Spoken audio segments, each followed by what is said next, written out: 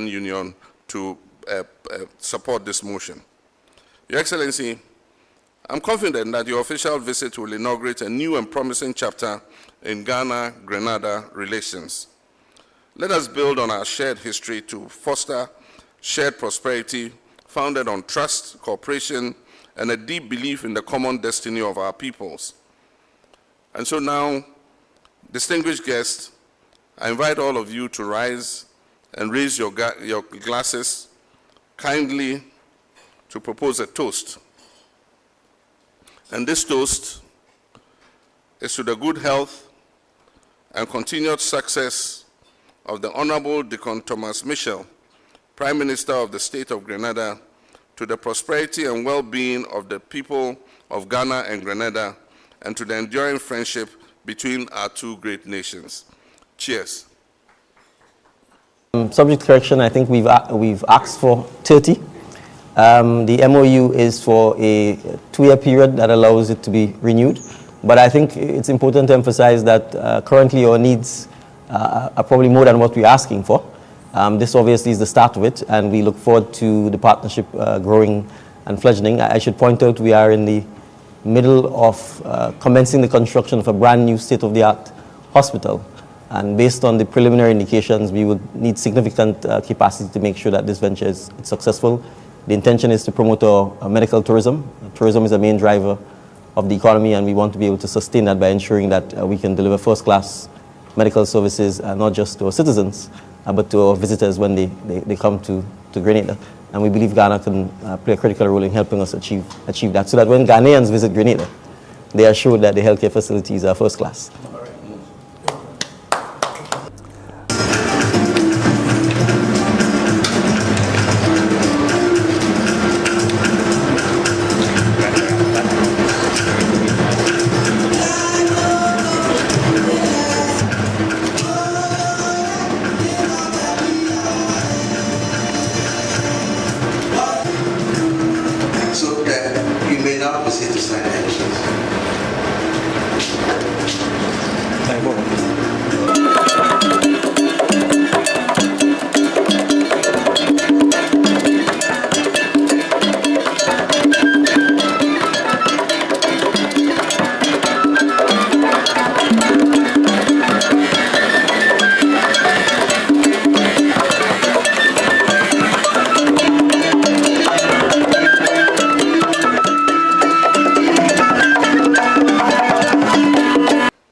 Minister of the State of Grenada, Your Excellency, Professor Jane Nano Pokwajiman, unfortunately she's not with us, the Right Honorable Deputy Speaker of Parliament, the Honorable Joseph Andal, Minister for Foreign Affairs, Trade, Export Development of Grenada, the Honorable Samuel Okudjeto Ablaka, Minister for Foreign Affairs of the Republic of Ghana, Honorable Ministers, Members of Parliament, the Honorable Chief of Staff, members of the Diplomatic Corps, traditional leaders, religious leaders, distinguished guests, ladies and gentlemen. It's a great pleasure and a distinct honor for me to welcome you, Prime Minister Deacon Michel, along with your esteemed delegation to Ghana. On behalf of the government and the good people of Ghana, I extend warm fraternal greetings and sincere appreciation for your visit. Your presence here signifies a vital milestone in the expanding friendship between Ghana and Grenada. We're pleased to host you in Accra at a time when both nations are striving to strengthen cooperation founded on our shared history, mutual respect, and common vision for prosperity and dignity of our people. Your Excellency, Ghana and Grenada share a profound bond that goes beyond geography. Our people are linked by memories of a shared past and the strength of a common spirit towards the future. Although oceans may separate us, our ancestors' struggles for freedom and dignity have united us throughout history. The transatlantic slave trade may have sought to erase our connections and our bonds, but it could not destroy our collective identity or our resilience. The descendants of African and the Caribbean stand united, committed to turning our shared pain into a shared purpose. Since establishing diplomatic relations, our cooperation has steadily increased, guided by our shared commitment to democracy, peace, and human rights. In recent years, that relationship has broadened to include new areas such as trade, education, culture, and political consultations. Our two nations have made notable progress in strengthening people-to-people contacts. The visa waiver agreement signed in 2024 for holders of diplomatic service, special and ordinary passports is an important step towards improving mobility and cooperation. While we acknowledge that some challenges still exist for travelers, I wish to assure you, Prime Minister, that Ghana remains committed to working with your government to ensure the full and smooth implementation of this important accord. In the same year, we also signed a Memorandum of Understanding on Cooperation in Culture, Trade, and Education, as well as another on political consultations, creating a structured platform for dialogue and coordination on key areas of mutual interest. I'm pleased that just yesterday our Foreign Minister, the Honorable Samuel Okudzeto-Ablakwa, and Honorable Joseph Andal, Foreign Minister of Grenada, co-chaired the inaugural session of the Ghana-Grenada political consultations. I'm confident that this mechanism will produce practical outcomes that deepen political, economic, and cultural engagements between our two nations. Distinguished guests, the relationship between Ghana and Grenada exemplifies an excellent model of South-South cooperation. During my productive discussions with Prime Minister Michel earlier today, we mutually agreed on the importance of expanding our collaboration in key areas, particularly those that utilize our comparative advantages for mutual growth. In the health sector, Grenada's interest in recruiting Ghanaian nurses and allied health professionals presents a valuable opportunity for structured collaboration between our two countries. Ghanaian health workers have gained international recognition for their professionalism and their compassion.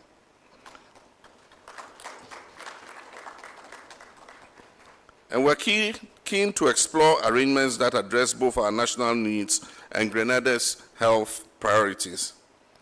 In education, we can develop partnerships through teacher exchanges, student mobility, and research collaboration.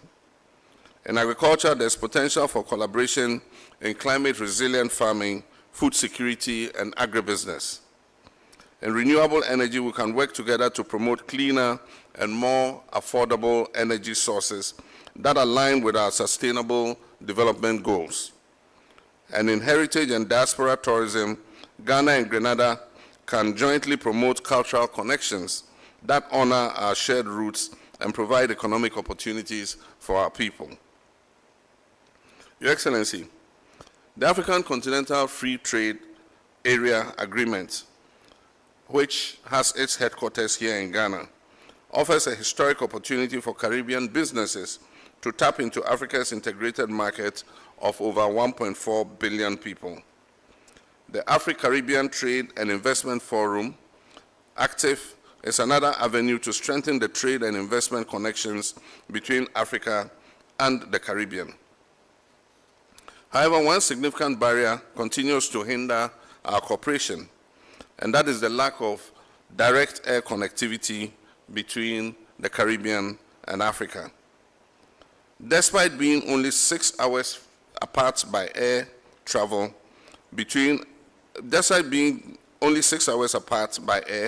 travel between our regions can take nearly a full day, often routed through Europe or North America. This limitation restricts the movement of people, goods, and services between the Caribbean and Africa. We must collaborate to change this situation.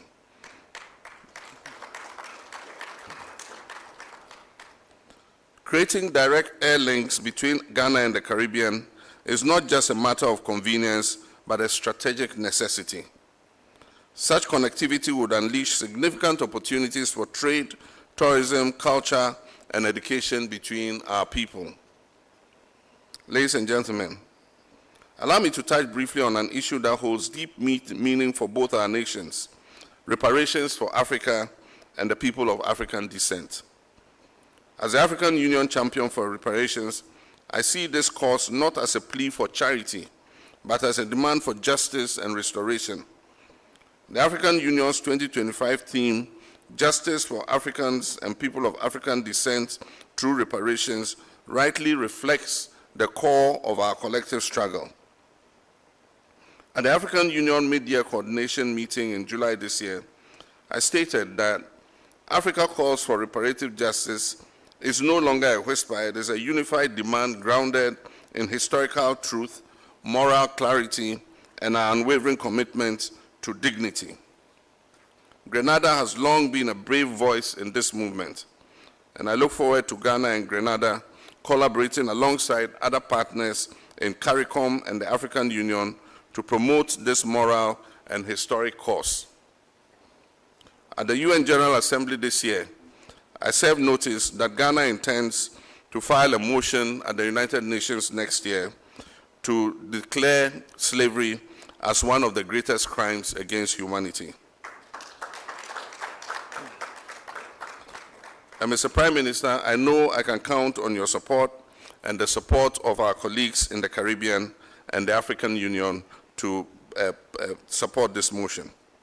Your Excellency, I'm confident that your official visit will inaugurate a new and promising chapter in Ghana-Grenada relations. Let us build on our shared history to foster shared prosperity founded on trust, cooperation, and a deep belief in the common destiny of our peoples. And so now, distinguished guests, I invite all of you to rise and raise your glasses kindly to propose a toast. And this toast is to the good health and continued success of the Honorable Deacon Thomas Michel, Prime Minister of the State of Grenada, to the prosperity and well-being of the people of Ghana and Grenada, and to the enduring friendship between our two great nations. Cheers.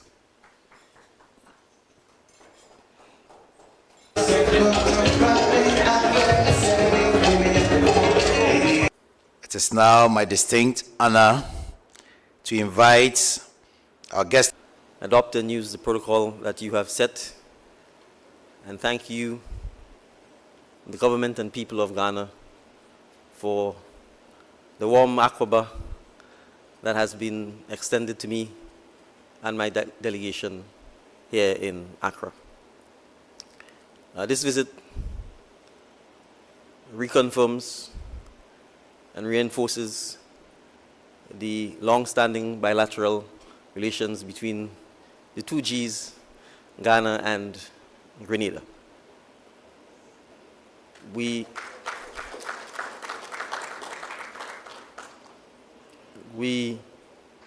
recognize and appreciate, Your Excellency, that you've come from a long ways, having been in China recently, and I'm sure you must be tired, but yet you have found the time to accommodate this visit.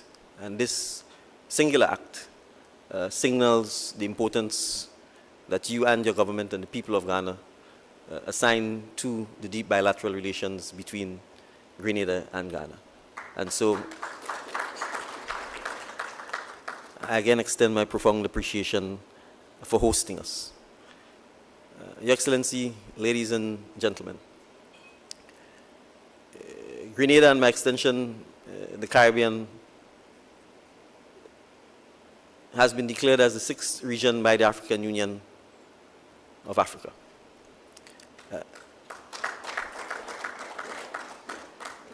And so we are part of global Africa, and therefore very much vested in ensuring that the issues of mutual and common interests to us, whether they be the peace, safety, and security of Africans everywhere, whether they be the challenges of climate change that affects the African continent, and in the case of the Caribbean, in many ways we are on the front line of what I call a laboratory, where every year we are experimented on by the ravages of one form of climatic event or the other.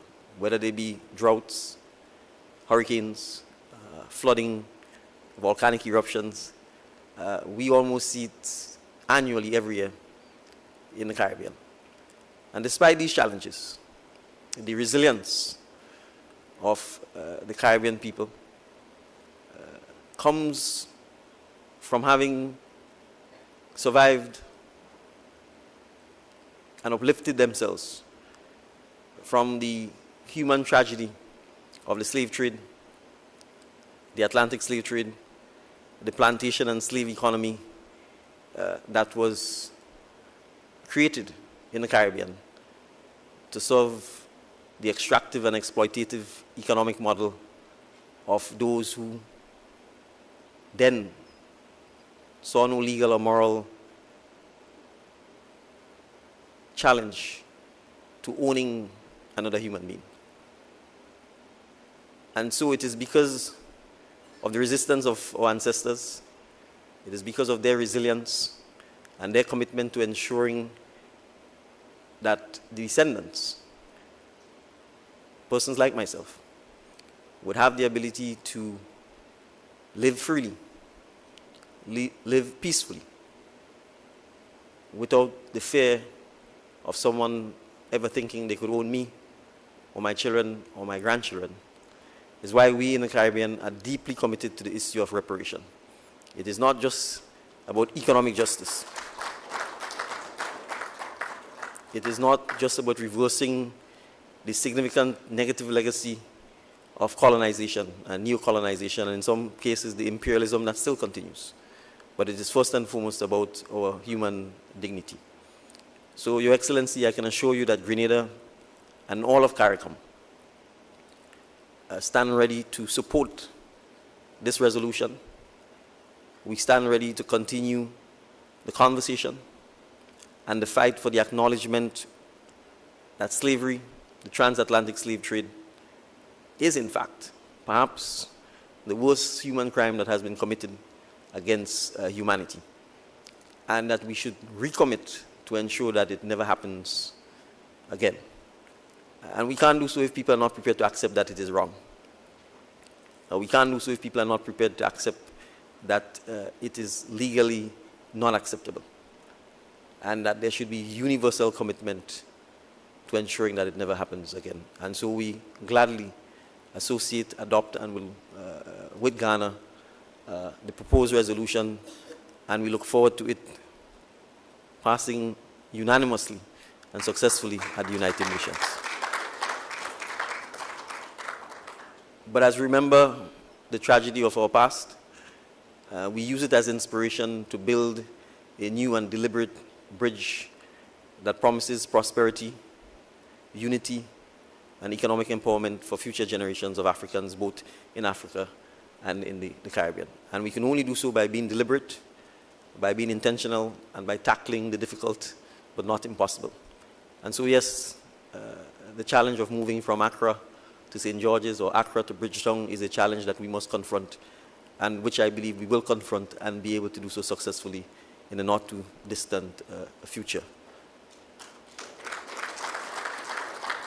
So we would certainly welcome the work by the Foreign Minister. We have indicated to our private sector, we have been speaking to the CEO of Ethiopian Airlines, that we are committed in very much the same way we often subsidize American and European flights to get to the Caribbean, that we are committed to working in any way we can to ensure that we can get flights from the African continent directly into the Caribbean.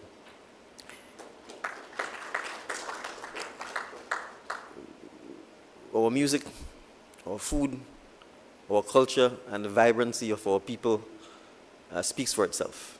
And if you're in Grenada, you will feel just as home as if you're in Accra. And so I look forward particularly to ensuring that as we continue to evolve the MOU on culture, on the creatives, on fintech, that we remember ultimately that our populations are very young. And we have to do this for them. We have to give them the opportunity to ensure that they realize their full potential. And so, Your Excellency, the MOUs that we've signed, including the one just signed on healthcare support, because it focuses on people. It's testimony to how we will be able to move the bilateral relations further. And I want to conclude by speaking about an amazing Ghanaian who's working in Grenada and who's worked there for the last 15 years. Her name is Sister Margaret Yamoa. She's the principal of an institution known as the New Life Organization. And New Life because it was formed in the aftermath of the collapse of the People's Revolutionary Government in Grenada between 1979 and 1983. That was a very dark and tragic moment in October of 1983 in our history, when our Prime Minister was assassinated together with other members of his cabinet. And we then had an American intervention or invasion, depending on how you looked at it. And we were restored to the parliamentary system of democracy. But in the aftermath of that collapse, a number of NGOs came together and created this organization to give young men and women coming from disadvantaged backgrounds an opportunity at a new life, a new start. And this institution has grown into becoming the single most important institution for teaching technical and vocational education in Grenada. And the last 15 years, it has been led by Sister Margaret, an amazing Ghanaian who, when she enters the room, no matter how down you are, no matter how dispirited you are, she's able to lift you up with a passion and a commitment to service and to serving the young women and men of Grenada who come from disadvantaged backgrounds. And Sister Margaret knows I speak about her anywhere I go. Anything she asks of me, I try and deliver, because I see the commitment and the change that she's made in the lives of so many young men and women in Grenada. And so that little anecdotal story, I think, is testimony to what bilateral relations can do, testimony to what the movement of people can do, and testimony to what a shared vision and commitment to the future of our respective countries are about. And so, Your Excellencies, distinguished ladies and gentlemen, I express my profound appreciation to you for hosting us, and I would certainly wish to join, if you so permit me, sir, in toasting to glasses kindly to propose a toast. And this toast is to the good health and continued success of the Honorable Deacon Thomas Michel, Prime Minister of the State of Grenada, to the prosperity and well-being of the people of Ghana and Grenada, and to the enduring friendship between our two great nations. Cheers. Also toast to the continued success of our bilateral relations. Long live the people of Ghana. Long live the people of Ghana. Long live the people of Ghana. Cheers. Yes. Thank you.